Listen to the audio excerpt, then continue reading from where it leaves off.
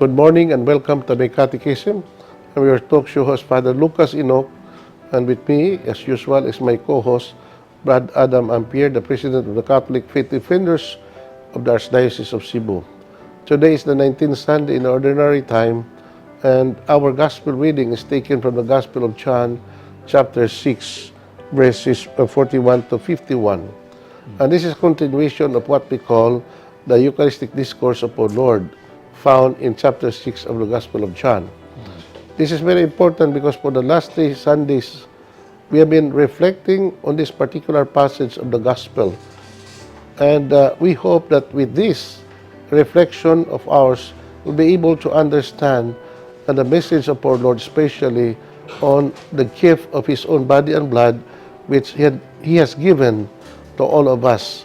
But unfortunately, His disciples were not able to comprehend this, and according to them, that this sort of teaching is very hard to comprehend, and so they abandoned Him until only His apostles remain.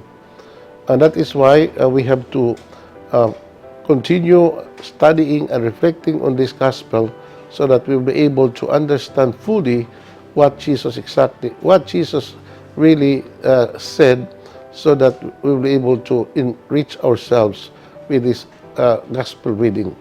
We'll be back after the short break. Please stay with us.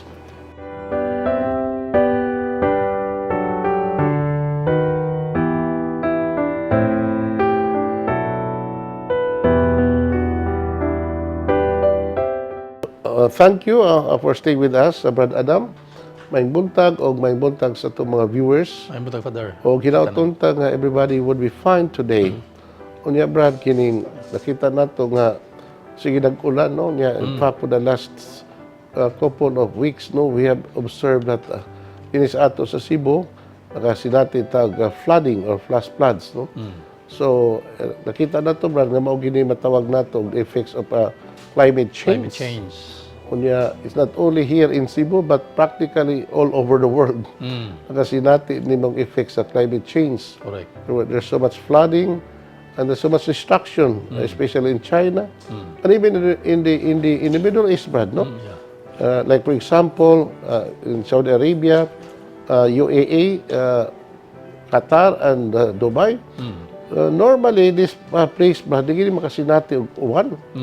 Nga, unsa bang pagkaunsaha ba nga grabe man ang ilang pag-ulan, unya ibaha pag yun. O mao di nga makita na to, Brad, no, nga kining phenomenon of climate change tinuod yun So di gini katiaw-tiawan nga matang sa phenomenon sa atong kalibutan, because it would affect the whole of humanity, because we live a common home, and that home of ours kining kalibutan nga tugipuyan. So this is not a concern of one particular nation, but this is our own collective concerns. Aron nga ma-mitigate nato ang epekto sa climate change, no? Unya, Brad, because God is the God of nature, because He's the creator of everything. So we also have to pray, and not only praying but also do our share aron nga ma-stop ni kining itong climate change nga we will back to normal sa atong climate, Brad, no? So what are we going to do, no? So sa mga dagkong nasos kalibutan, kining grabe kay natong pag-destroy sa atong environment, no? So there's so much emission of carbon dioxide sa atong atmosphere, no? Destruction of our mga forests covers atong mga kayutaan, no? Unya kanang grabe kay ito paglabay sa mga basura, etc. Kini naka-contribute nining gitawag og climate change. And the earth is getting warmer and warmer every day. And according to the experts, no, there will be many cities in the world who will be submerged many years from now. So mo na may tabo, Brad. So in Manila also we experience that, because Manila is on what we call kanang gitawag nato below sea level ang iyang surface sa Manila, Brad. Mao na nga gamay lang og pag-ulan, pagkasinati dayon og flooding. Correct. Sa isla sa Bohol, Father, diha gikabiran, Father, nga na kuan gyud na inig during the time sa pagtaob diri kuan gyud ilang the whole island puros na gyud na tubig. In fact, ang ilang mga balay diri diha na sila sa kuan sa tubig. So dako lagi kay kalainan ang panahon because of this climate change. Mo ang tabang puta pinagi sa pagtanom gyud Usman of the kuan gyud. Tanom mo mga kahoy. Mga kahoy. Unya kining avoid pagpatakag labay sa itong mga basura. Unya ilabi na ka ng mga basura nga dili malata, no? Biodegradable nga mga trash, no? Ya, kinahanglan yun nga mo-cooperate ang tanan niya kini atong mga nasod ba nga taas kayo ilang emission ba sa carbon dioxide. Unta nga we will kini utang pahimusgan ni nato brad paggamit og renewable energy. We should not be dependent on fuel fuel energy ba nga makahatag og matud pa emission of carbon dioxide. So mao na brad, I don't know what to do. Kay abi mo brad, the world is entrusted by God to humanity. Remember in the book of Genesis, mingon siya kadto kang Adan, no? Subdue the earth, have dominion over the fish of the air, all the birds of the animal, and all the land, and all the fish of the water. I gave you every green plant for food. So, meaning to say, Brad, no? Na kining kalimutan ng tugipuyan, Brad, gi-entrust sa Ginoo sa katawhan. We must be responsible steward of all these material gifts nga gihatag sa Ginoo, including the gift of nature on which we are living, our planet Earth. So, mao gina, Brad, ba nga, I don't know if we are aware of that, no?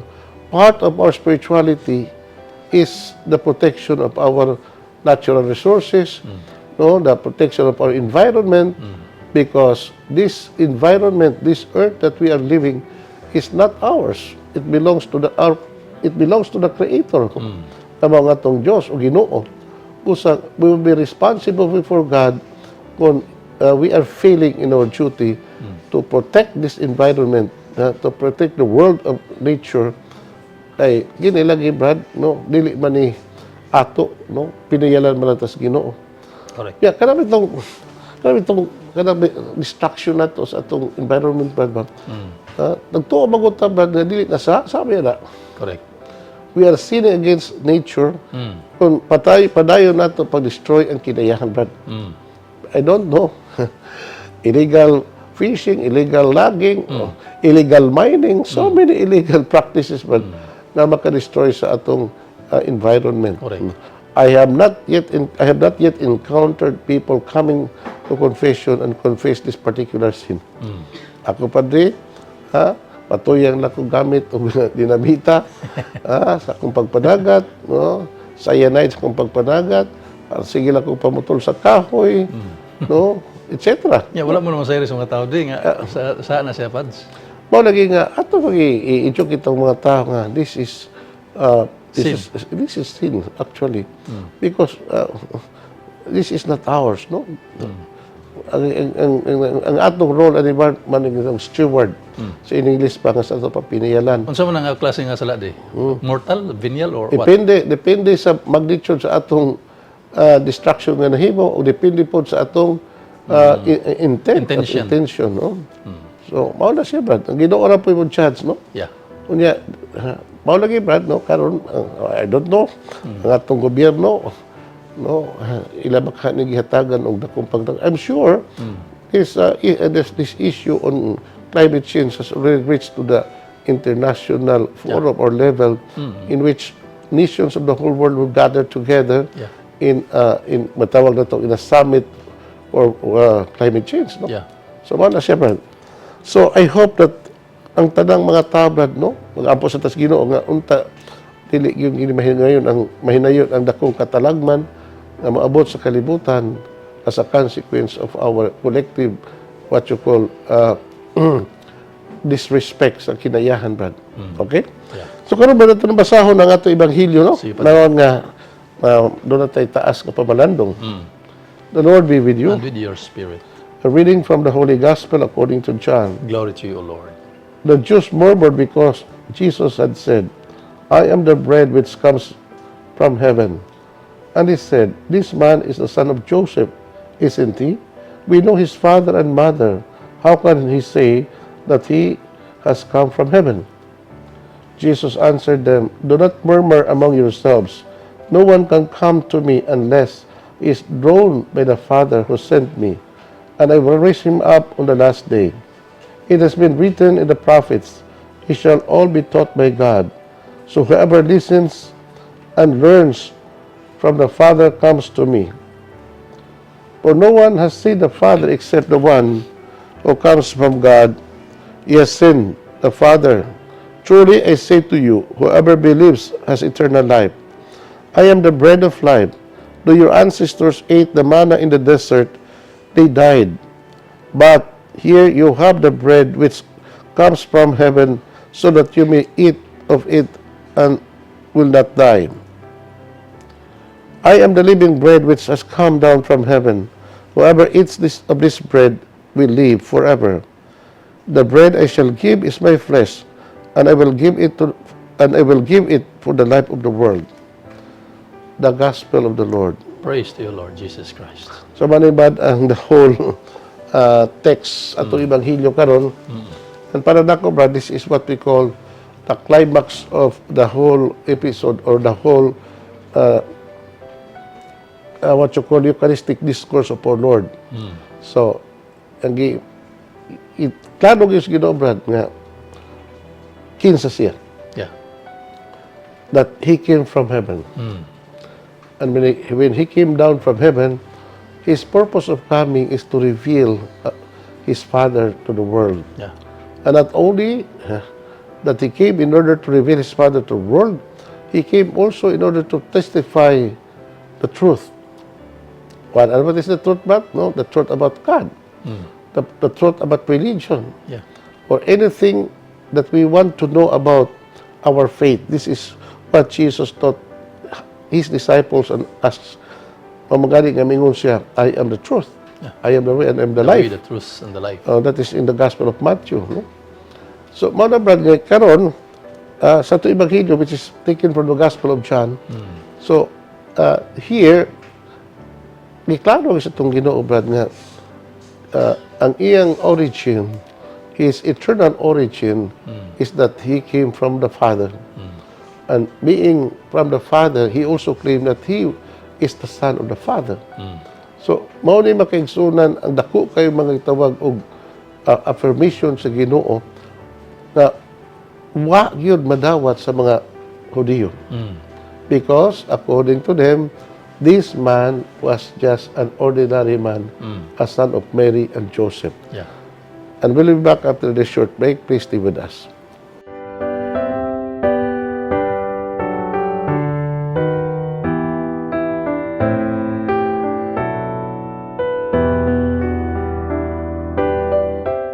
Thank you for staying with us, Brad Adam.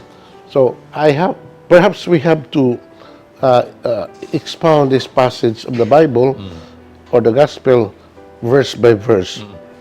Now, the first is in verse 41. 41 of John. The Jews murmured because Jesus had said, I am the bread which comes from heaven.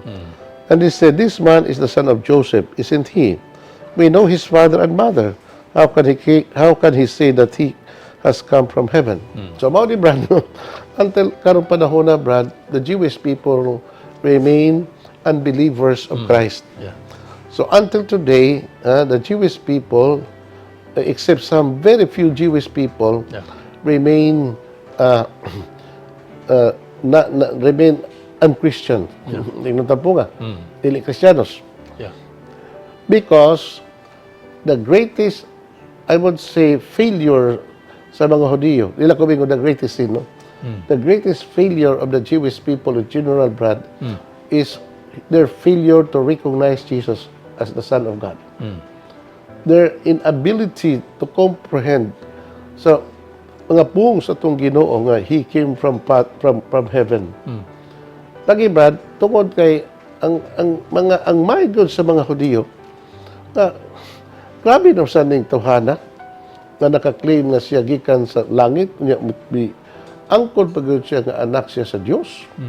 So kaya na, muna, they murmured. And another claim sa itong Ginoo, umingon siya, I am the true bread from heaven. So, kana din nag-isang madawat. So, ako, Brad, no? With all sincerity, Brad, no? Ako makasabot may ako sa mga Hudiyo, Brad, nga nung inana ang ilang reaksyon. Kaya para nila ba, that is too much to swallow. No? Nga sila, nga nakadungog sa maong pungos ng Ginoo, nga may angkon nga si anak sa Diyos, nga siya gikan sa langit, nga siya maong pa nga nadaog gikan sa langit. Para nila, Brad, sa ito pag sinultihan nga, binugoy nga pagsulti, binuang ng klases pagtulunan. That's why they murmured among themselves. Yeah. So, mga Brad, unsay basis ilang mga murmuring, Brad, because Jesus claimed that He came from God, that He came from heaven. Unya, another reason sa ilang murmur, sa ilang sanay binasi anong murmur? Pagbagot-bot. No. Mao ni nga, bikli itong Ginoo nga, He is the true bread from heaven. Ang iyang lawas matuod nga kalanon, ang iyang dugo matuod nga ilimnon. So, atong Digim daw. mukaot ta siyang lawas og dugo, uminom siyang dugo. So, maghimot ang kanibal aning kalakihan. So, kada Brad, with all sincerity, I would understand. No? Makasabot yun ko, tanong na to ang mga reaction sa mga Hudiyo. Yeah. Gini, Brad, so, how can we reconcile this, no? Na Ginoo tinuod ba itong yung gisulti? Yeah. Yeah, ano man nga di man madawat sa mga Hudiyo. Lagi, Brad, tungod kay ang ilang expectation sa usa ka Mesiyas taas kayo. No? Ang ilang expectation sa usa ka Mesiyas, Brad, that He is a man from above. And He must be of the line of David. And He would come as a royal king with a powerful figure, like a warrior, no, who would smash the enemies of Israel, would also destroy the Roman Empire that enslaved their people. And part of the mission of the Messiah was to restore the old kingdom of David, which was destroyed, no, because of the invasion of so many foreign powers like the Assyrians, the Persians, the Babylonians, the Greeks, and finally the Roman Empire. Because in their long history as a nation, they were being conquered and enslaved by different foreign powers. But during the time of our Lord, they were under the yoke of the Roman Empire. So ang ilang expectation, ang Messianic expectation that that man, no, would come from above and would gather all the people of Israel and would establish the reign of the kingdom of David. No? So, yeah, ilang na ilang itong Ginoo niya. Muna itong Mesiyas nga anak man ni Maria o ni Jose. Kaila sila sa mga ginikanan. Yeah, nailata, kailata niya, iyang sinugdanan, ang iyang mga igsuon, ang iyang uban nato. So, muna nga, I could understand why they withdrew from following the Lord, Brad.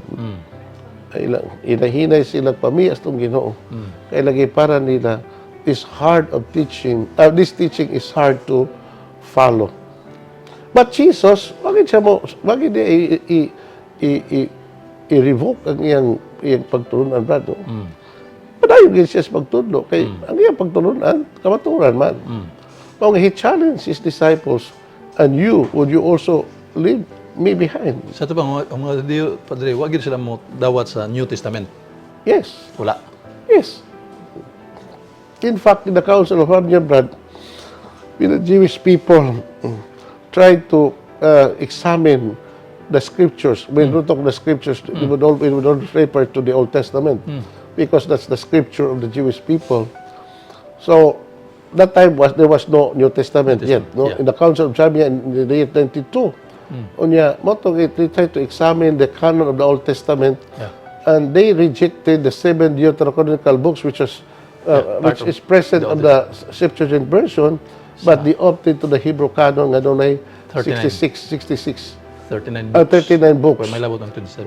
Plus the 20, may labot ang 27 sa mga Protestant na Yeah. Bible. But the Jewish people, hangtod doon ang ilang scriptures na naalaman sila 39 ka 39 mga books. basahon. Yeah. Okay. Proto-canonical only. Okay. Proto-canonical, this is that belong to the proto-canon Yeah. of the of the Old Testament. Okay. Correct. So mga brad, no, karon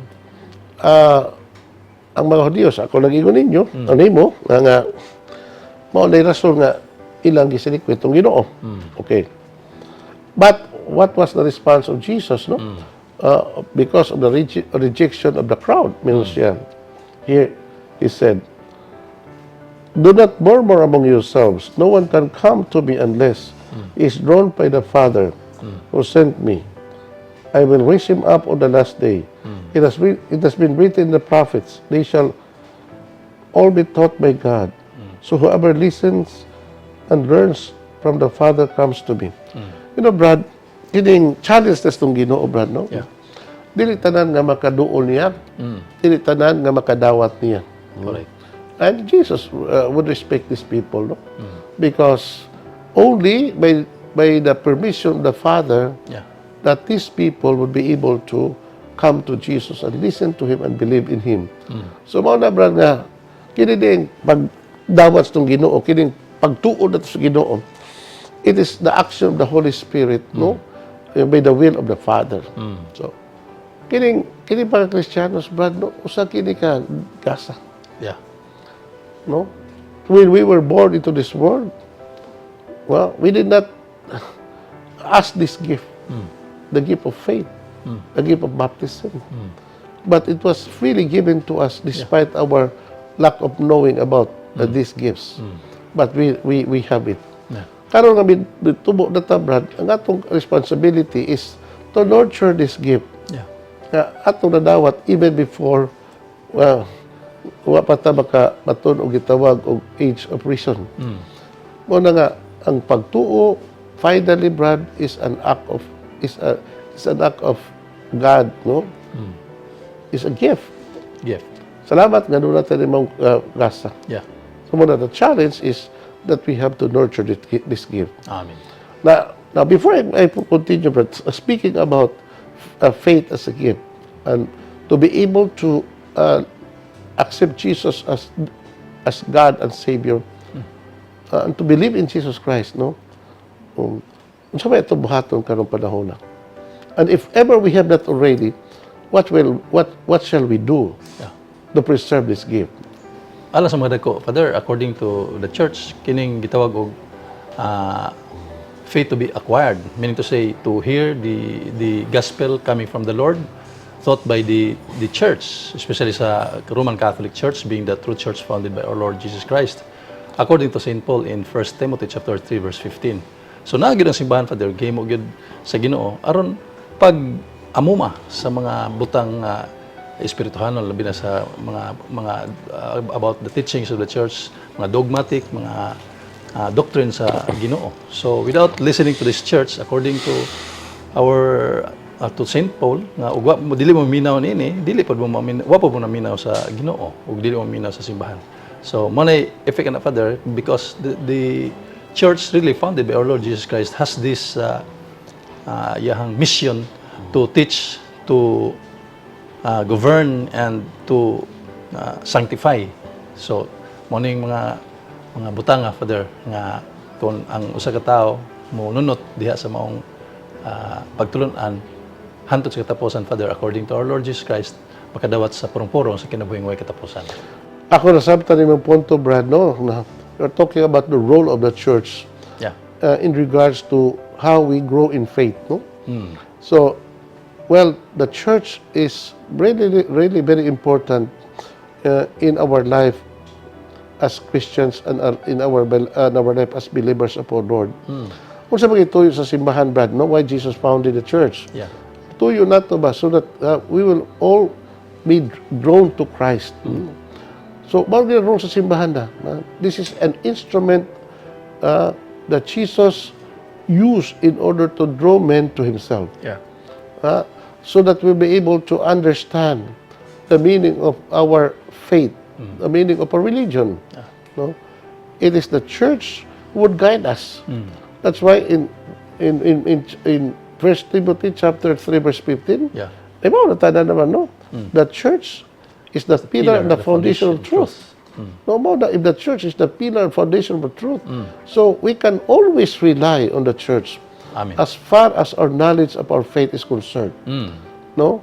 So if we want to know more about our faith, no, we should be taught by the church. Yeah. In fact, Jesus said, no, you have said it before. The prophet said, this shall be taught by God. In the Old Testament, no? He sent his prophet, no, in order to teach the people about God. Now, God no longer sent a prophet. He established his church, no? Wala tawag kinahanglan og mga tao nga tawag tong propeta. We already have the church in order to guide us to the truth. No mao na gamingon siya sa mga tinunan, he who listens to you listens to me. And not only to me but the one also but the one who sent me. The Father. So the Father, of course, no? Wala nga ganang mga tao nga mo reject sa simbahan, Brad. Para nako basaba na ilang gi-reject tong Ginoo kay ang mudawat ninyo mudawat nako di mudawat ninyo di wa sa mudawat ka nako kani nga nagpadala ka nako etc. So mo na, Brad, the role of the church, the mission of the church, to help us grow in our faith, to help us develop our knowledge of our faith, and to draw us more closer to Christ. That's the main mission of the church. And we hope that we will always listen to the church. And kini nga itong mga pagtulunan, liso kini sabto, that's why we need an interpreter, we need a teacher. Ang mao ka na ang simbahan. Because unsay tuyos simbahan, unsay tuyos Ginoo gyud itukod sa simbahan in order to teach us, no? Everything that Jesus had taught to his disciples. Amen. And we'll be back after this short break. Please stay with us.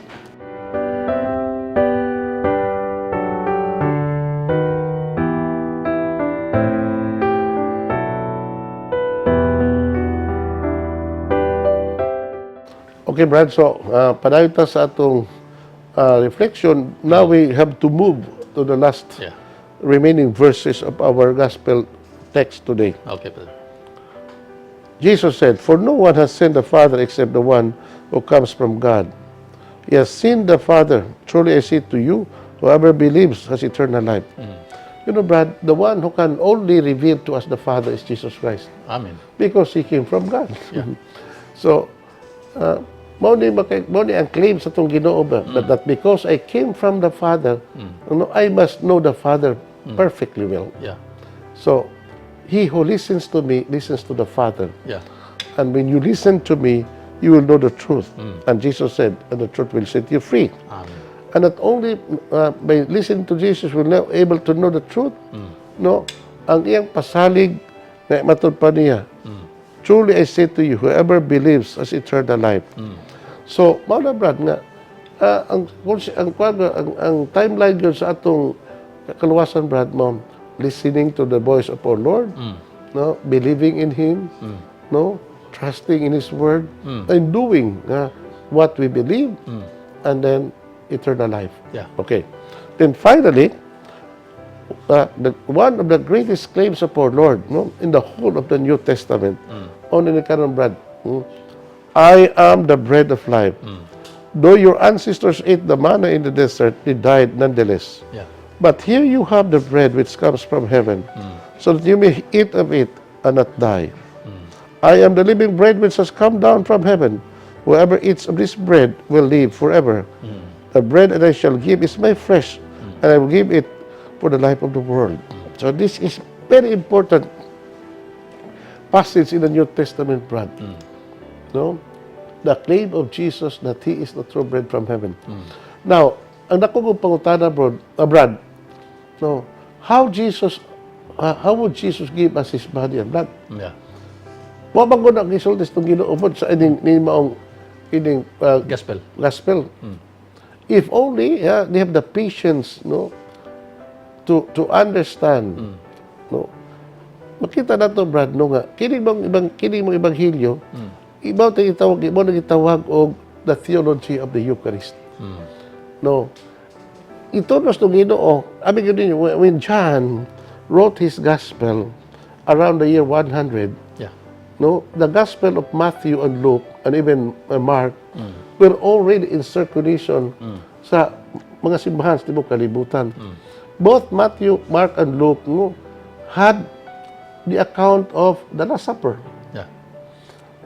In the Last Supper, we are told how Jesus gave us his body and blood by taking bread, said a blessing, broke it, and gave it to his disciples, saying, "This is my body." The same way he took the cup filled with wine, Yeah.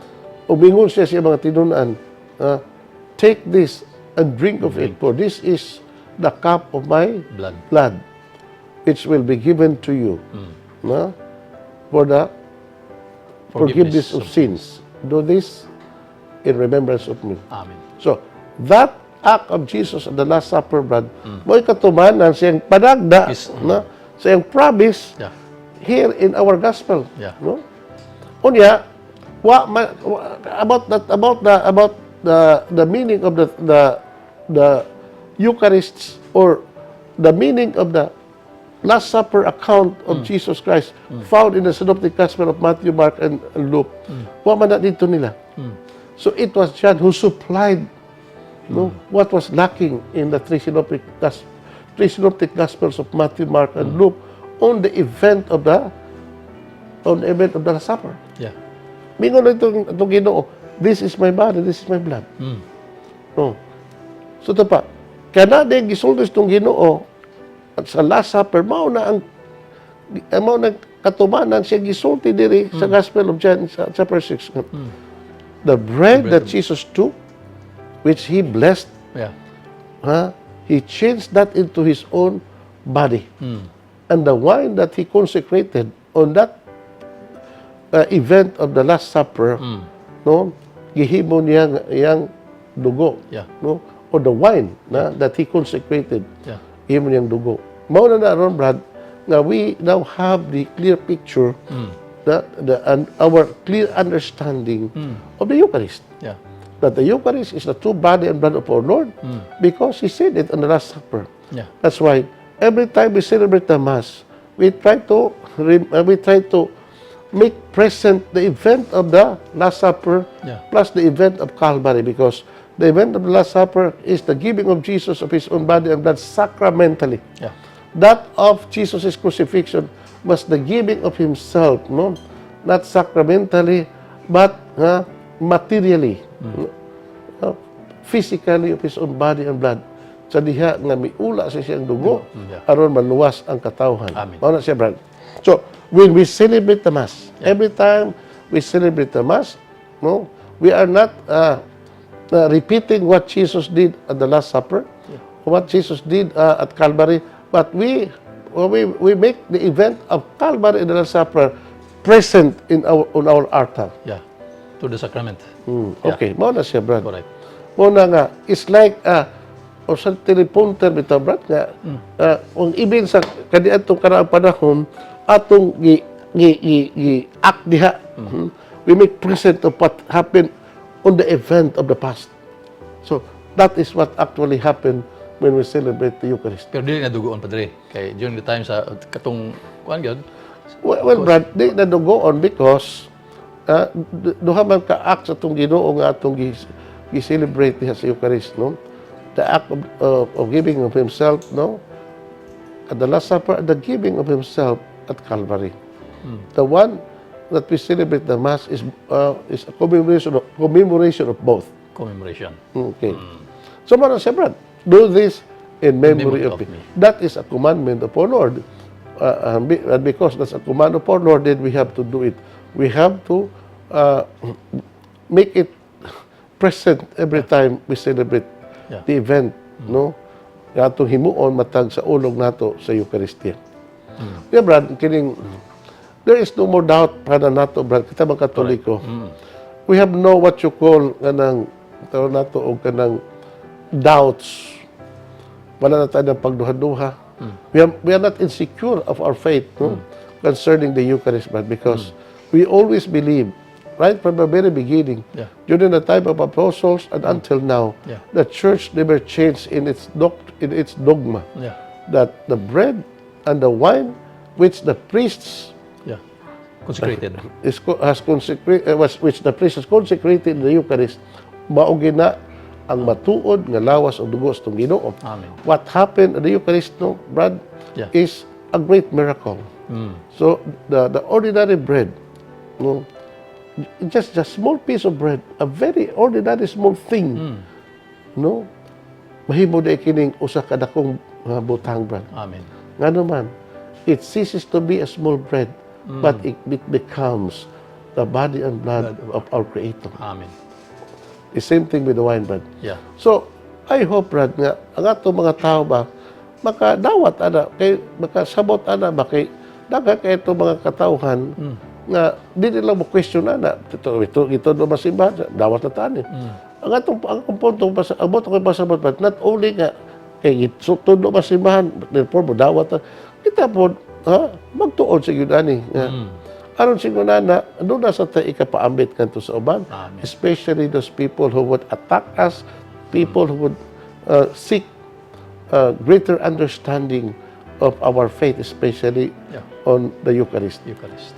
So, mao na, brad, na one final words nga akong isulti, brad, nga, we Catholics are very, very privileged. Yeah. We are so blessed because we have the Eucharist. Amen. And not only that we have the Eucharist, we have the true church nga atong gipasilungan. Yeah. So, these are gifts nga wa sa uban, brad. Di man po na mahimong Holy Eucharist, Father, without the church. Brad, no? The Eucharist is valid because the Eucharist in the Catholic Church is valid because we have the true church. Amen. Only the true church can have a valid sacrament. Yeah. Correct. That's why, no? Kay daghan mo po mga naintindihan that they have their own Last Supper services, Brad, but these are the true body and blood. Symbol man tila, This Father. is just what we call a commemoration, and the bread and the wine that they use in the communion are just but symbols of the body and blood of our Lord. But ours is not just a symbol, but the reality. Amen. So we hope that every time we come to the Mass and receive Jesus sacramentally, we have to receive Him with faith, with reverence and love. Amen. The Lord be with you. And with your spirit. Almighty God bless you, the Father, the Son, the Holy Spirit. Amen. Amen. Thank you and good day. Praise the Lord. Hallelujah.